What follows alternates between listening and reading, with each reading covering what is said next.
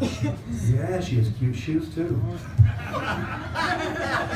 I would never thank you very much.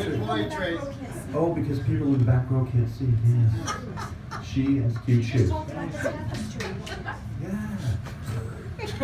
Well, we've come to our life story. I'll tell them, and I just rushed on stage. But I'm so glad. I know. I love you both. I'm so glad you came here on this night. Ladies and gentlemen, please welcome Tracy, all the way from the Moth Grand Slam last night. Here.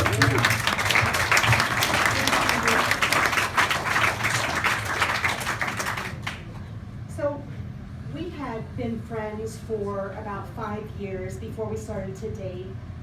And at the time, we'll call him Ken.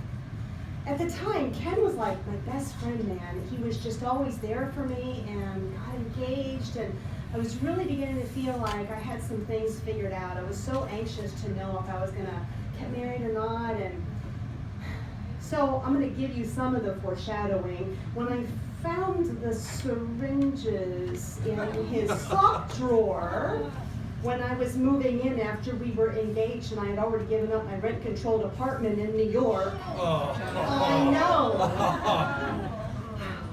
I mean, some things you can return, and that's not one of them. And it's not what you're thinking. It was syringes and insulin. And I said, what, dude? And he said, oh, it was just a little transient diabetes. I got sick and my blood sugar spiked, and so I tracked it for a while. And this is in the dark pre-Google days where you couldn't look stuff up. And I remember at the time I had some diabetes in my family, and I remember at the time thinking, and it was a little nagging voice, but then you don't want to break up with someone because you found syringes in the sock drawer. That would say, plus I'd invested 5 years, and I had given up my rent-controlled apartment. So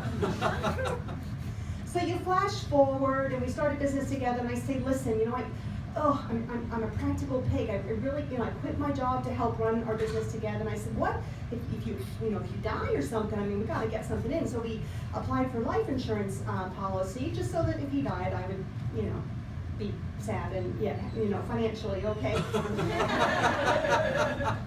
And the insurance guy called to tell me that he had rejected the application. He said because of his long-standing diabetes. And I was like, oh, no, it was just transient. And he said, there's really no such thing as transient diabetes. This is like 6 years later, right? So I'm like into this. Well, not really, but I'm all in.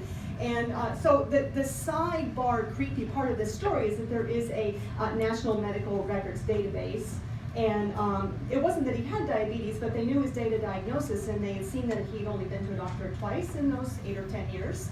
And so I'm feeling the ground slip out from underneath me a little bit, because I really thought I had made a good and sensible choice in someone that I thought was good and sensible, and yet there's this weird, why would you hide that? It's a weird thing to hide, And so and then we flash forward, and I get my own radio show, which is great, and then it's canceled, which is not so great.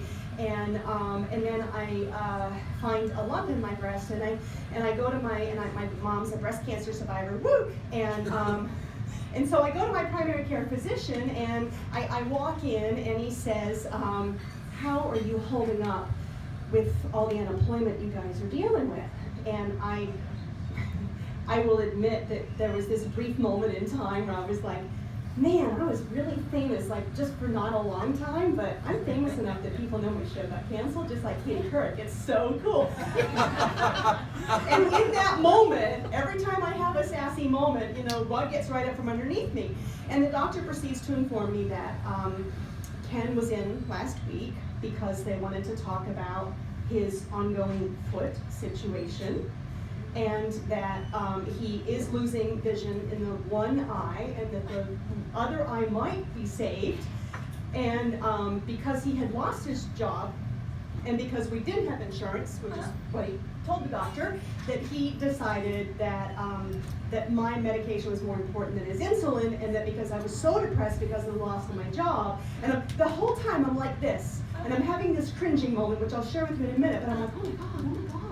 And he says, anyway, so because you've been so depressed about the loss of your show, you've been so busy baking cakes and pies that's why he's gained weight recently.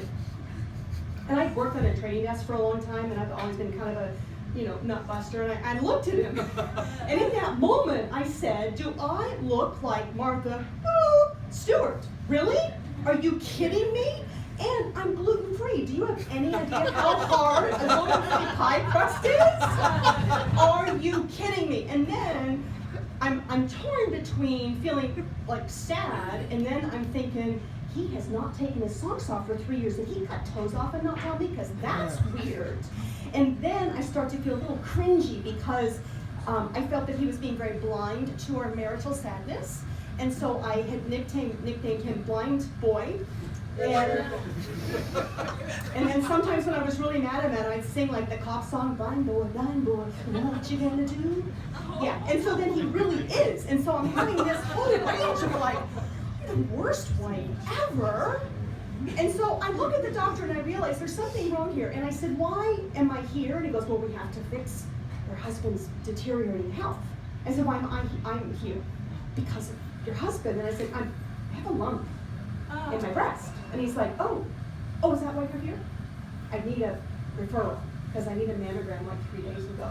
So he writes out the referral, I'm sorry. I start to leave, he pokes his head out of the office, and again I think, he's gonna apologize. He goes, hey listen, do me a favor, let's get an appointment on the books next week so that we can set up an intervention because we gotta really take control of this guy's health. And in that moment, I realized that lump was the ghost of Christmas future. It was coming to tell me that if I did nothing, if I just stayed passively and kind of took whatever was thrown at me, this was going to be the rest of my life, waiting in the wings, married to someone who I think cut his toes off and didn't tell me, which is rude, which is just really rude. And so a year after my nice clean mammogram, I filed for divorce, and a year later, because I'm a little bit of a planner, I moved out here to Seattle and have had just nothing but buckets of fun ever since. And